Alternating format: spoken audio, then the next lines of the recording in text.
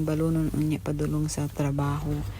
Gamix na ko ani ako na ning gimix ang mga ingredients nga nakita nako ang uban sa YouTube, sa Facebook ug ako ani siyang giusa-usa hantod mabuo nako. Ug ako ana ni siyang gipahiran og mantika diri gadali-dali na jud ko kay maligo pa ko, mo duty pa ko. Ako ana na siyang gi-prepare dayon inig kahuman-an. Mga chocolate ako ra nang wala ko chocolate nga katong pang social kanira ako ara ning gidugmog ko ibutang na ako sa air fryer. Wow!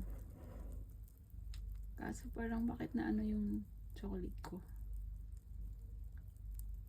So dapat unta day no gibutangan dito na kog fail no para di mapagod ako mga chocolate no. Ug ako ni siyang gitistingan diri kung luto na ba gyud siya. Ug karon ako na siyang nahaon pag man ako kaligo. Banat tilawon day nato.